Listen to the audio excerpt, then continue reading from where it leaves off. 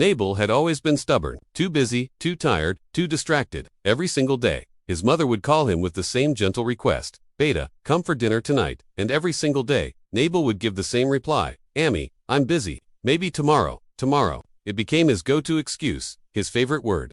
His mother, she never once complained. She would just say softly, "It's okay, I'll wait." One night after a particularly long and exhausting shift, Nabeel dragged himself home and saw something unusual on the dining table. A plate, carefully covered, waiting for him. His sister came out and said, "Ammi kept it for you. She said you'd come tonight."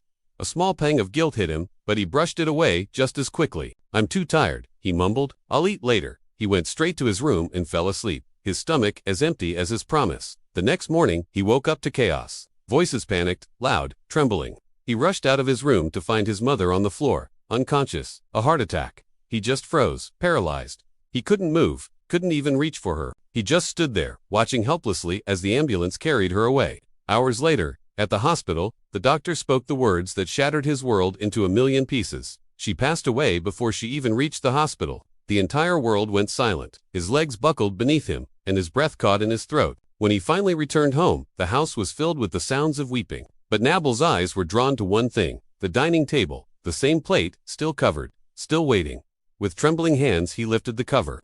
Inside was a simple meal, now warm only in memory.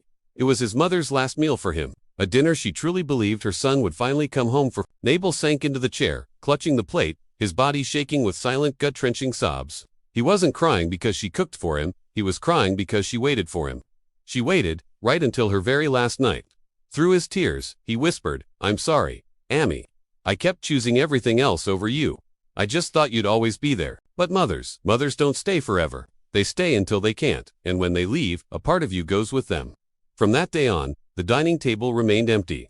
But in Nabeel's heart, that plate became the heaviest memory he would ever carry. A constant, painful reminder of every single time he said, "Tomorrow." A reminder that tomorrow is never promised. So please, if you're listening to this, don't wait for tomorrow. Call them, visit them, tell them you love them, today. Thank you for watching.